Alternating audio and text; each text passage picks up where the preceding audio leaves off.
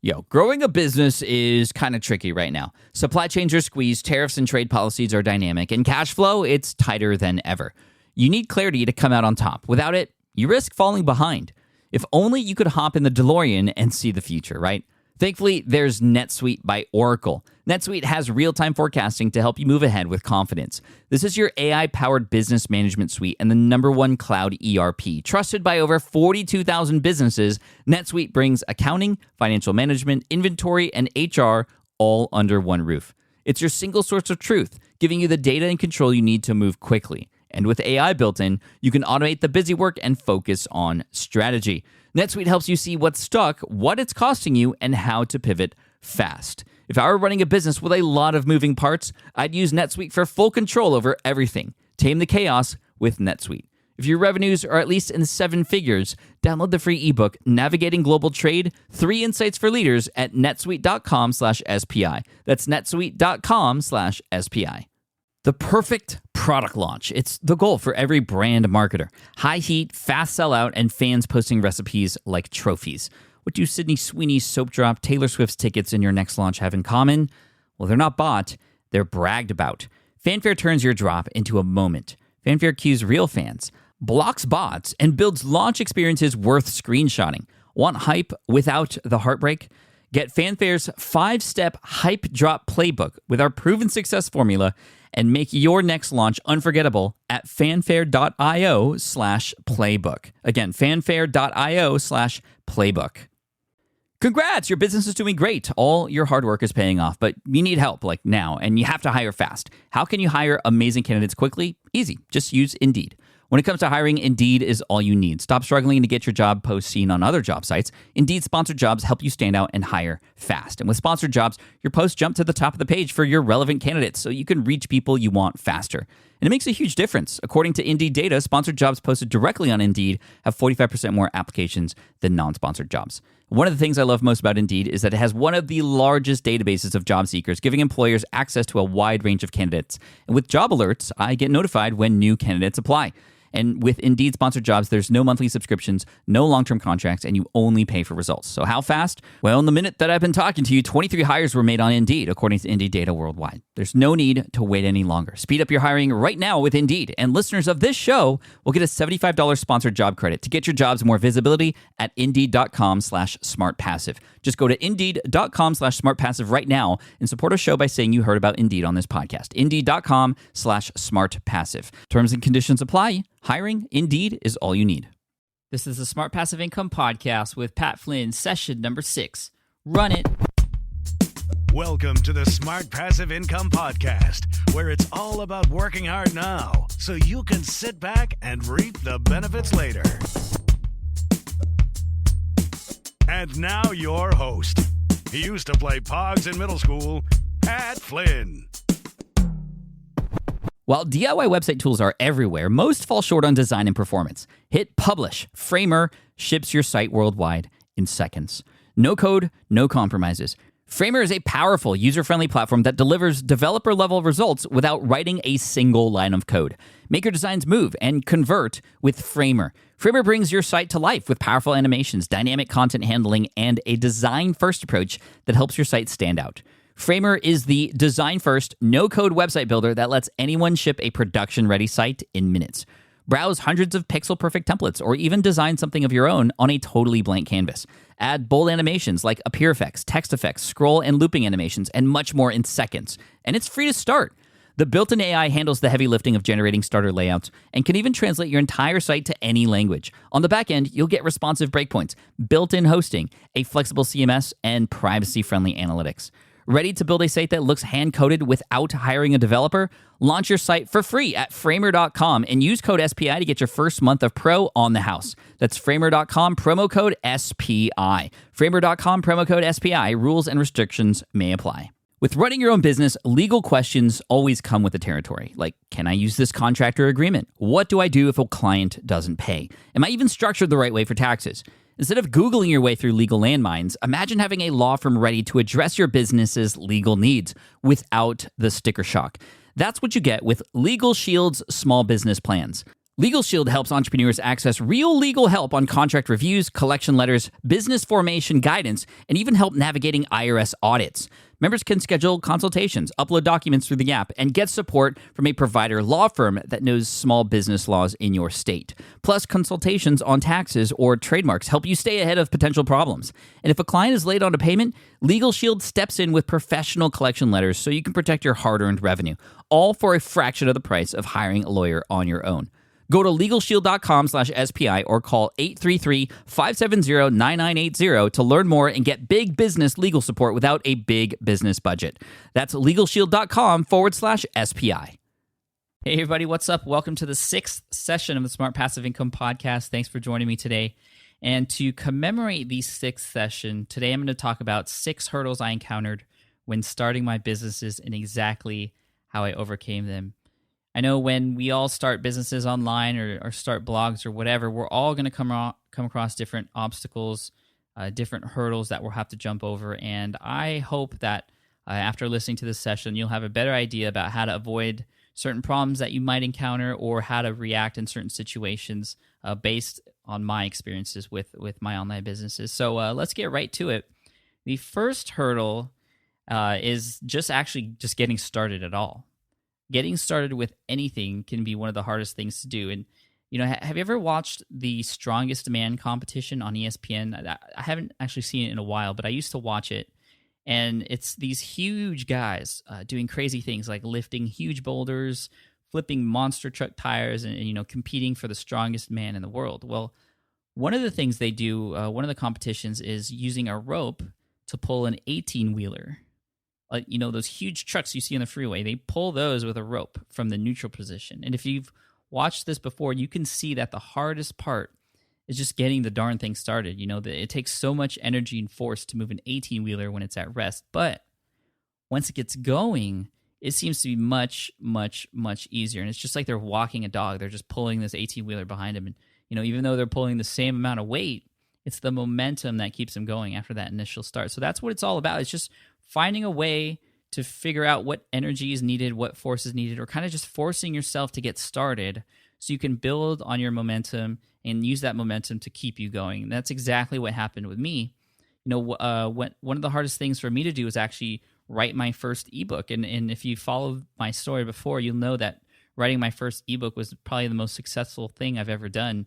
In my first month after launching it, I had made $8,000 and have been making a lot more since then. But you know, it wasn't easy, and I didn't want to do it. You know, I had gotten the idea to write an ebook for my lead exam website through a mastermind group, but I wasn't quite sure if it was such a good idea. I knew it would be a lot of hard work, and you know, what if it didn't sell any copies? You know, I was just making excuses not to do it because you know I didn't know how it was going to go, and I didn't even know where to start. And that's probably what scared me the most was just, you know, I didn't know what to do. How was I going to sell the thing?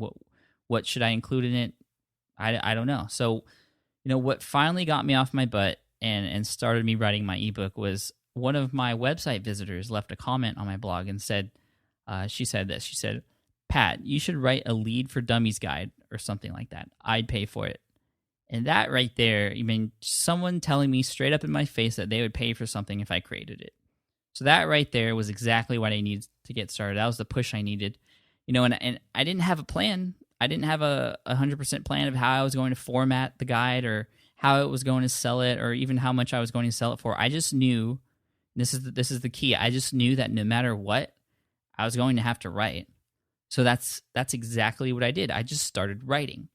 I used Microsoft Word and some mind mapping software to get me started. And if you don't know what mind mapping is, it's kind of diagramming your thoughts into you know, on a piece of paper, on a whiteboard or something, and using a bubble for your central thought and branching out with different thoughts and ideas and you know, just creating this whole spider web of ideas based on one central topic. And that's exactly how I got started with my ebook. And if you download my free ebook guide at ebooksthesmartway.com, you know, there's some examples of my mind maps in there for you so you can see exactly how it works. It really helps. And what happened was after I started mind mapping and just writing in Word, you know, it was really easy to see what my ebook was going to look like. Each bubble in my diagram became a chapter of my book, and each bubble extending out became a subchapter or a section. It just kept going from there, and it just started to take off. And I just started writing. Again, I didn't know what I was going to do with the book afterwards or how I was going to sell it, but I knew that no matter what, I needed this document to be finished. And that's exactly what I did. I wrote maybe 3 to 4 pages a day, sometimes more. And after a month and a half, I had 82-page Word document that was just sitting there. And that was really motivating for me, just seeing this document on my desktop collecting digital dust right smack dab in the middle of my screen every day. That forced me to dive even further into my research and figure out exactly how I was going to sell it. And that's when I learned about eJunkie, e-junkie.com. That's the service I use, which allows you to store your digital files, your digital ebooks, your audio guides, or even videos, and sell it using their shopping cart. And what they do is they automatically deliver the orders via email, which this was totally awesome for me. I never knew anything like this was possible. And I set it up. I bought my own ebook just to test it out, and it totally worked. So, I have a credit card charge from me to myself. I lost a little bit of money because of PayPal fees, but I just wanted to make sure it was okay. Looking back, I now know that you can create coupon codes in eJunkie, and I should have just created a coupon code, so I bought my book for 1 cent just to make sure things work. But, that's what I do now when I test things. But, there's a little tip for you. And, I just launched it on my website, and like I said, my first month, I made $8,000. And it all just started from writing and brainstorming and me stop complaining about how am I going to do this, how am I going to do that, how am I going to do this. Just get started, and that momentum totally builds on itself, and it can get you to where you need to go. Like I said, just getting started is the hardest part, but figuring out what your first steps are and just doing those, not even worrying about the steps later, you will be motivated to finish your project. All right, so moving on to hurdle number 2. This is a big one for a lot of you out there, I know, and that's all the technical stuff that goes on behind the scenes of a website. It's sad because I know a lot of people out there who have great ideas, who'd be able to create really awesome blogs and really great info products, but they're just scared because they see HTML and code and PHP, and they just stare at the screen because it's like a foreign language. And honestly, it really is a foreign language. And the thing is, it's totally okay to be scared about all the technical stuff. I still am sometimes, but you shouldn't let that hold you back from succeeding. And honestly, now it's much easier than it ever was to start a website or monetize your website or sell an ebook and any of that stuff. And there's a lot of resources out there to help you. I wish I knew about elance.com when I was first starting out, or odesk.com, or Rent-A-Coder. These are places you can go to help to find help to take care of all that technical stuff for you at a really, really reasonable price. And if you can't afford that stuff, ask a friend. Find someone online to help you. There's tons of people online that are just willing to take a second out of their day to help you. Obviously, they're not going to, build an entire blog for you, but they might do something little like, move a piece of text or an image to the other side of the screen for you, which I would literally spend 8 to 10 hours a day trying to figure out on my own how to do back when I first started. But blog is totally easy now. All you have to do is go to a place like Bluehost or HostGator, go into your control panel and click on WordPress, and you click a button and then bam, you have a blog, and you don't need to know any of that technical stuff about HTML or PHP or coding or CSS styles or any of that stuff. I mean, when I set up my blog, all I did was just start writing content, and then 3 or 4 months later, I found out people all over the world were reading my site who found me through Google. It's pretty amazing stuff that can be done. And again, it was that momentum, after I got laid off, and that momentum of seeing people coming to my site that forced me to figure everything out on my own. And I wish I had learned about those resources that I had just mentioned earlier that to help me get things done faster. Because honestly, I've calculated it out before. If I started 2 months earlier, I might have made another $100,000. Yeah, it's pretty crazy. But you You can't think about the past like that. You just have to think about where you are now and what you can do in the future. Stop kicking yourself for not starting now and just start. That's what I eventually learned. And, I don't hate myself for not writing that ebook when I wanted to. I just know now that if I have an opportunity to do something like that, I'm gonna take it. And even though, and I must say this, even though I had wished I learned about outsourcing and getting help from others earlier, I'm really glad I went through the experience of doing it all myself, because now I know how it all works, and I can help other people out, and it makes it a little bit easier for me to guide someone who's doing work for me. So I can speak their language too. So if you have the time, and you're kind of just doing this for fun, I would recommend kind of just trying it out on your own and trying to figure it out and doing it for fun. If you do it and you get frustrated, then obviously that you're not, it's not doing anything productive for you. So, try to learn a little bit. That's what I did, and it's actually worked out pretty well. But again, if I knew how much money I could have made if I had just started earlier, I would have definitely outsourced. That's what I do now for my iPhone app business. My partner and I, we just come up with ideas and we outsource the ideas to people who are experts at building iPhone apps. I mean, my partner, he's a programmer. He knows how to design iPhone apps, but we just choose not to because we know we can get a lot more done at the same time utilizing developers out there. And I'll talk about my iPhone app business in another session later. I know a lot of you people out there are interested in that. So, all right, next we got hurdle number 3, and this hurdle I like to call scumbag, and I'll tell you why in a second. But one of my favorite movies of all time, which I've literally seen hundreds of times, is Back to the Future, and in it, Michael J. Fox's character Marty McFly, he loses all sense of control when people call him a chicken. And this is a recurring theme in all of the Back to the Future movies, Part 1, Part 2, and Part 3. And each time someone calls him a chicken, he gets into trouble. So this is kind of talking about taking criticism and being called names, because this is something that happens a lot online, especially when you start to grow as a blogger or business, and especially nowadays with Facebook and Twitter and everyone really happy to speak their mind and share it with everyone. It's not all that uncommon for a company or even a single blogger or a person to find someone bad-mouthing them about what they do or what they wrote or whatever. So, my story is that one day, I think maybe around a year ago, I was checking the stats of my blog and found that, I had a link coming over from a forum on Amazon.com. It was a thread that was actually about making money online through the Amazon Associates program, which is their affiliate program. Someone dropped in a link to my blog saying how they were, impressed by the numbers that I was showing on my income reports, and people should look to create their own products in addition to selling items from Amazon, which has a really small commission at about 5 to 8%, depending on how many you sell. And I totally agree. I mean, creating your own products is great because you almost get 100% commission on each product you sell. Anyways, scrolling down, I was curious about what people were saying about me in my blog. So a lot of people responded, most positive, but there was one person in particular that responded with disgust.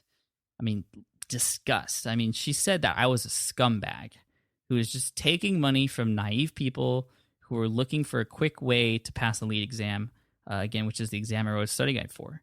And she went on and on about me, and it totally upset me because, she knew nothing about me or what I did. She just assumed that I was a scammer because I was making large amounts of money online. And that just pissed me off. That really upset me because that was not true. Obviously, number one, that was not true. And I knew I was helping a lot of people pass this exam. And I've helped people save a lot of money on other study guides that charge an arm and a leg. And even though I could have charged an arm and a leg, I don't, because people had to pay hundreds of dollars just to take this exam in the first place. And I spent a lot of time on my material making sure it was the best.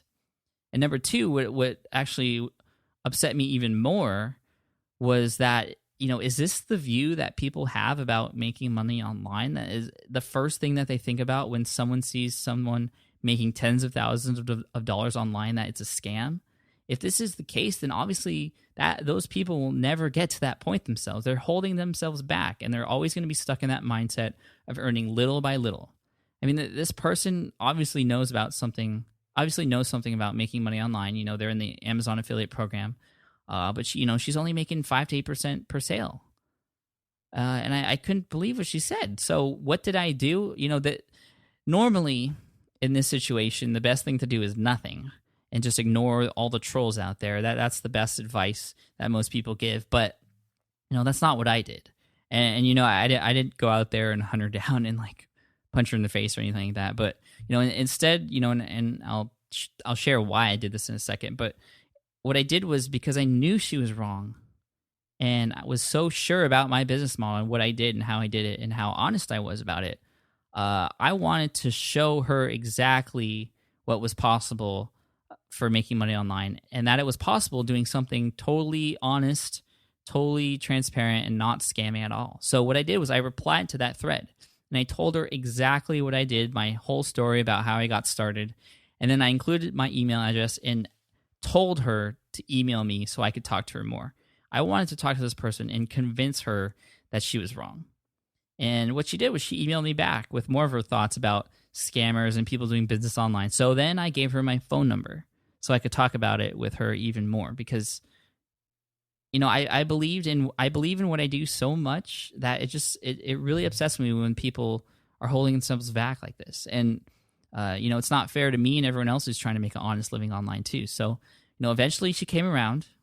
She didn't call me, but she sent another email and she said she was impressed by the fact that I would go this far to convince someone, and that she began to believe my practices. She went through my website and saw that what I was actually doing.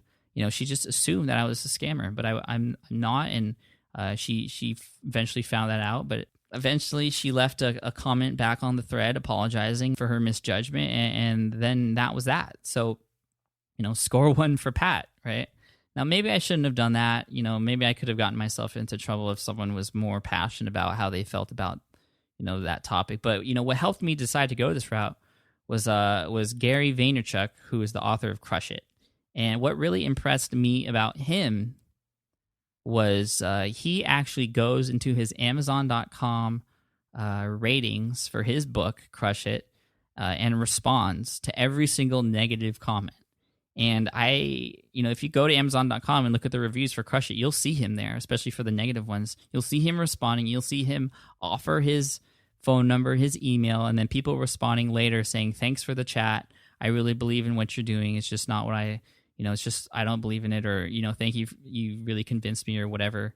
And that really impressed me. And that's actually what got me to buy his book, because just watching that from the sidelines showed me how passionate he was and what kind of person this was. Like, nobody does that. I just imagine if every author on Amazon did that and responded to negative comments and talked about their book like that. That would be amazing. So I kind of took his model and did that there and showed everyone else who was on that thread exactly what I meant. So, I felt really good about what I did. I'm not saying that if someone badmouths you to try and get to them on the phone with you, might not be such a good idea. But in that particular situation, because I knew I was right, and this wasn't a debatable topic for me, it was just the truth.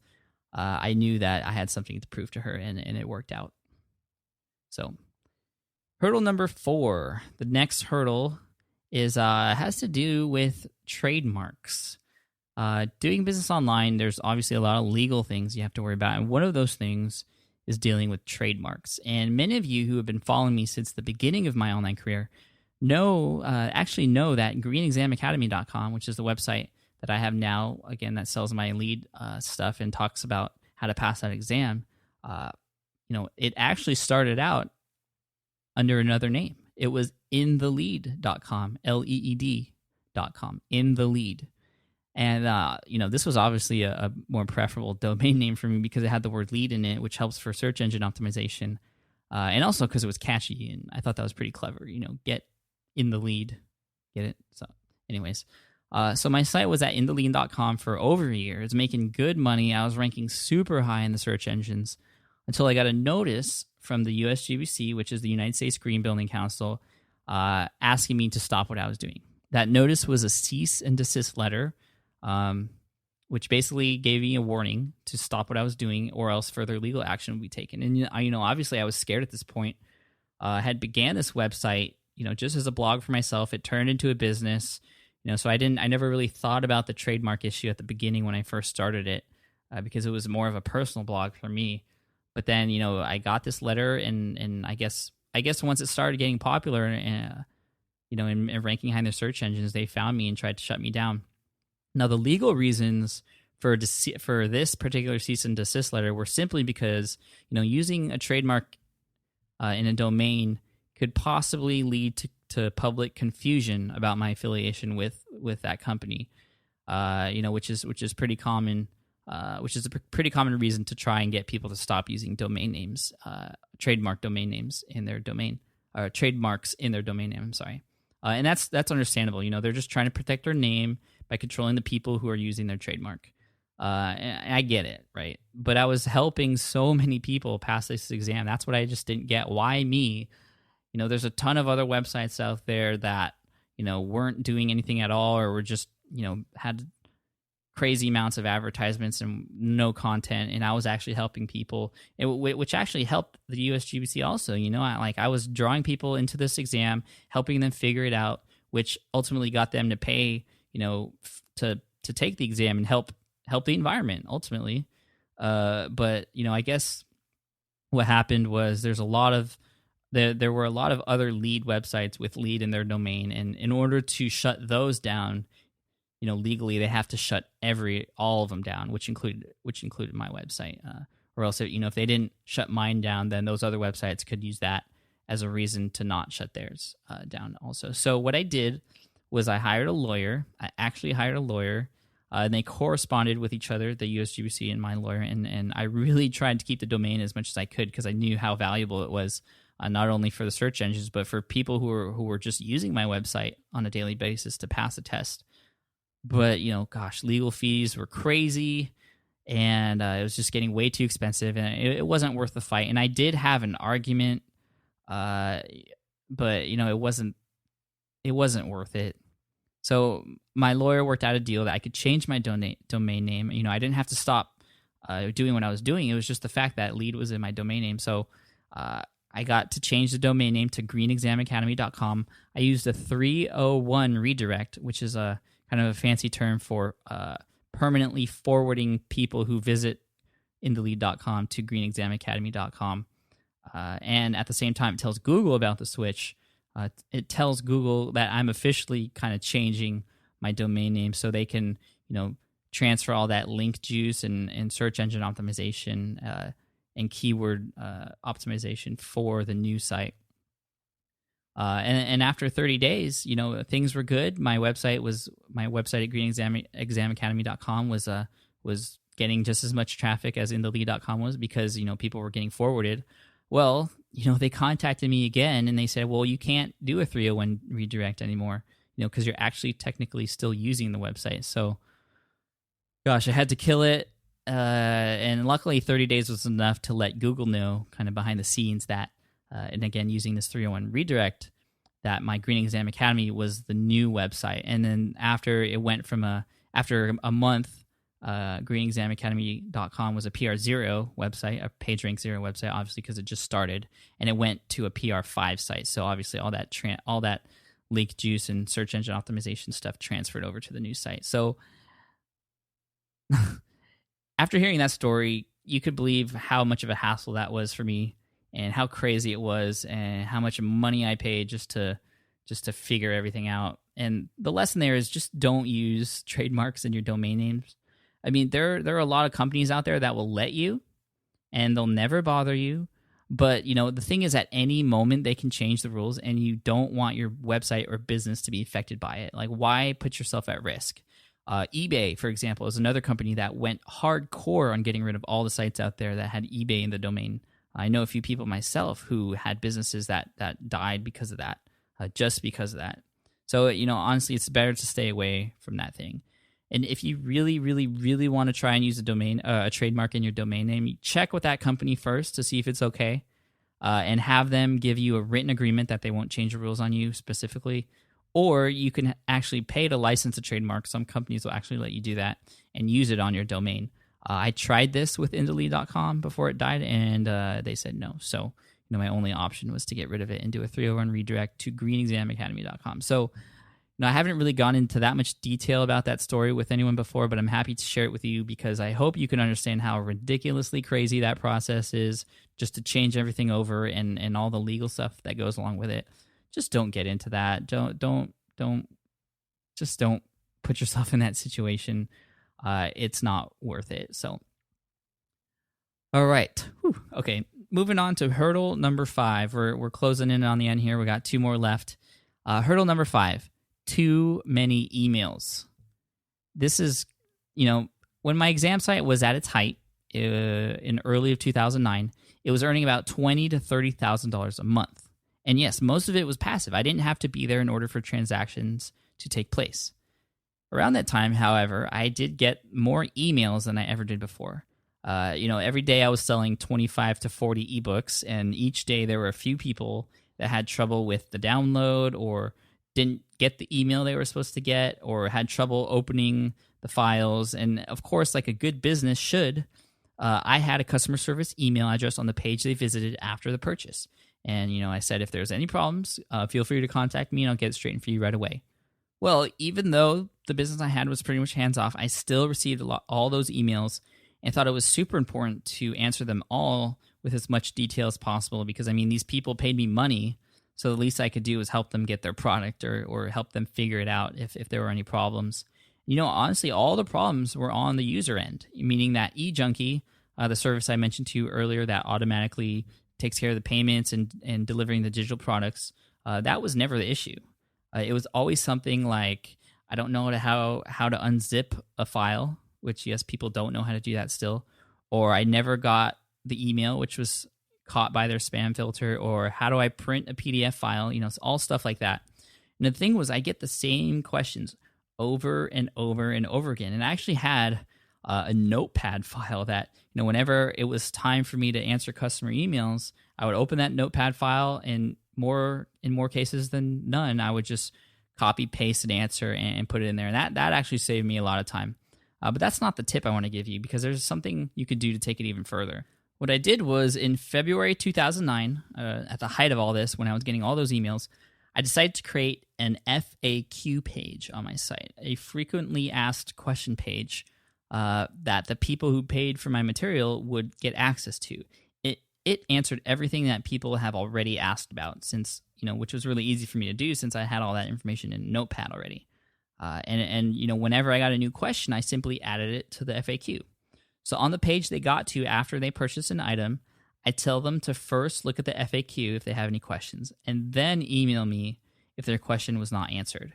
And guess what? The next month, in March of 2009, my emails from customers were cut down by 85%. 85%. That's huge. If each email took me about 3 to 4 minutes to write, which is which is a conservative number, I literally saved 20 minutes a day on emails, which is over the course of an entire month is like 10 hours of time. And the thing is, it's 10 hours on paper, but it's actually more because you take time away from what you were doing to answer emails, and then it takes you more time to get back into the groove after you hit that send button, only to be interrupted again with another email. So it's a lot more than 10 hours that I saved. And what's cool is March of 2009, which happened to be my most profitable month ever, over $30,000 in that month, half of that month was spent in Hawaii on my honeymoon. And I only answered maybe 4 or 5 emails while I was there, which was perfect. I'm so glad I did that FAQ. I don't know why I didn't think of it earlier. And hopefully when you start your own businesses, or if you have one already, you have one set up for you already. So yeah, utilize an FAQ if you're getting a ton of emails about the same thing over and over again. I did something similar with the Smart Passive Income blog, for example. I would often get emails asking simply, how do I start a blog? So what I did was I created a YouTube video that shows you exactly how to start a blog from scratch, and I linked to that in my reply. And I get that email almost every other day, which is crazy. So all I do is put that link in there and say, this will give you everything you need to know, and it actually walks them step by step how to go through the host and set up a blog and customize it and write your own right? Your first blog post. And honestly, I kind of put a hook on it. The title of the video is how to build a blog and write your first post in under 4 minutes. So I actually time myself on the video, so it's actually a little more fun to watch and a little bit more engaging. But that's a side thing that I just wanted to share with you. And also, there's an affiliate opportunity in that video as well for the host that I recommend. And on top of that, I'm also taking advantage of YouTube traffic. So, I host this video on YouTube, and then I just send that YouTube link out to people. And, a lot of people have found me through that video too. I think it almost has 2,500 views or something like that. And just talking about this now, like, I don't know why I don't do that with all the questions that I get. I should answer every question I get on video and post it on YouTube for those exact reasons, as an FAQ helper thing, and also to get traffic, and also for affiliate opportunities, both from the person who I'm answering and from people from YouTube. So I think I might do that in the future. And of course, you want to get permission from the person who emails you to use that. Maybe you don't even want to use their name. There's an idea for you. So that's pretty cool. Number 6, the last hurdle, it was actually this podcast. Or in other words, being comfortable with my voice. And if you've listened to the first session of the Smart Passive Income podcast, you'll know that I've wanted to do this podcast ever since November of 2008, which is almost 2 years ago now. It's September now. It's the first day of fall, so it's almost November 2010. Yeah, 2 years ago. And the primary reasons why it took me so long was, well, first, I didn't have the right equipment, which honestly I could have gotten right away, so that's not really a good excuse. But the main reason, number 2, was just because I was scared. Although I could easily write blog posts, I was good at writing blog posts, and I was comfortable with that medium. Getting behind the mic I was just really scared to do. I had this fear, and I don't know what the fear was. It's just I don't know what I was so scared about, and I think it was just because it was something I was unfamiliar with. I think that's what it is for a lot of people with a lot of things in their life. It's just they're just unfamiliar with it. That's why I'm scared of oysters. I don't want to eat oysters because I've never tried it before. I know that's a kind of a random thing to say, but I think you know what I mean. Unfamiliarity is scary. And fear is the last thing I want to talk about today. I want to talk about 3 methods you could do to overcome fear. This goes back into the archives of smartpassiveincome.com, a blog post I wrote way back in the day, which I'm really proud of that. I just want to share with you really quick. 3 techniques to slap fear in the face and laugh. And the first technique, again, it's okay to be scared, but these things you could do to help to overcome those things. The first thing is just ask yourself this simple question: what's the worst that can really happen? And when I think about my podcasting example, I think about the worst thing that can happen.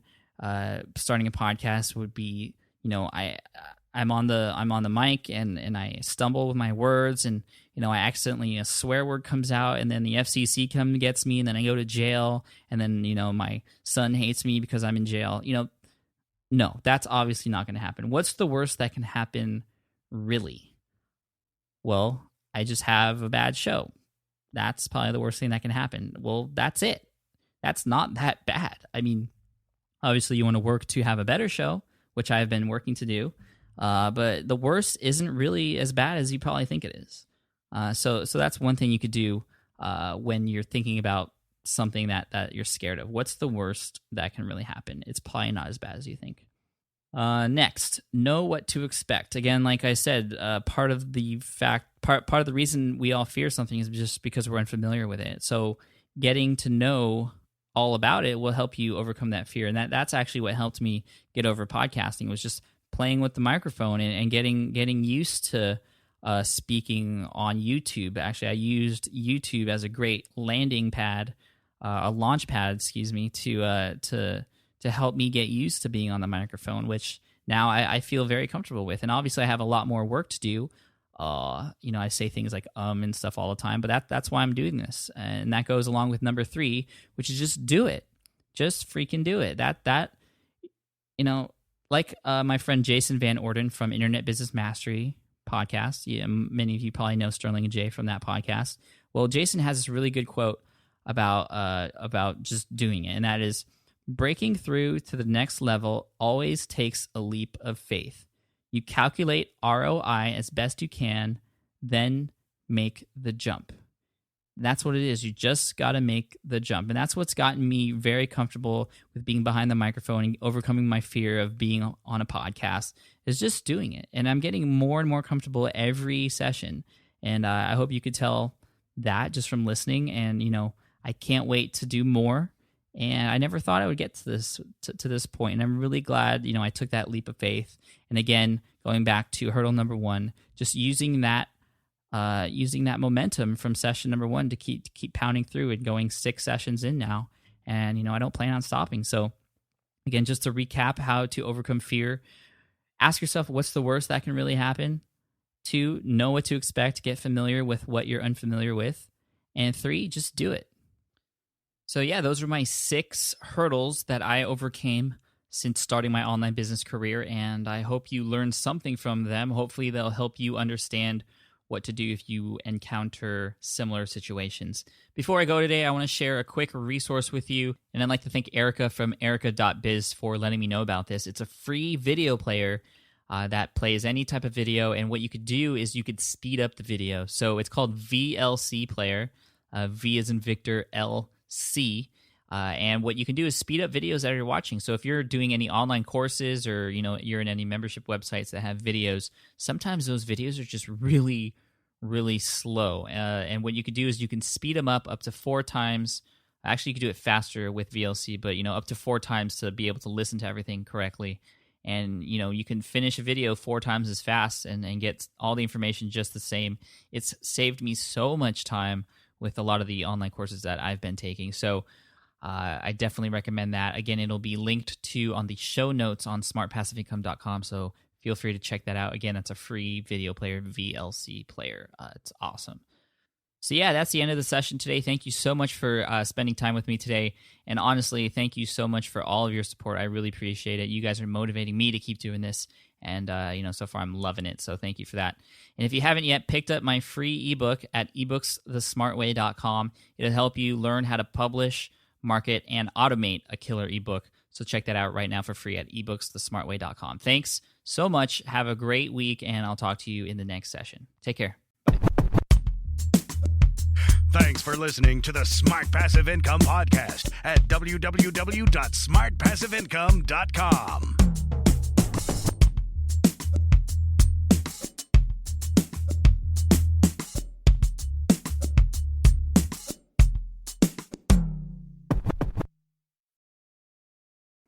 More people dream about building their own business and being their own boss rather than retiring early. But a majority of them never even take the first steps to register the business. Why? Because starting a business can feel overwhelming. With legal forms, paperwork, finances, it's a lot. And that's where Taylor Brands comes in. Taylor is a complete business builder designed to make launching your business simple and stress-free. You can register your LLC in just minutes, keeping your personal and business assets separate from day one. And from there, you can get access to everything you need to get off the ground, from legal documents, licenses and permits, invoicing and bookkeeping tools, and even a 100-day business coaching program to help you hit the ground running.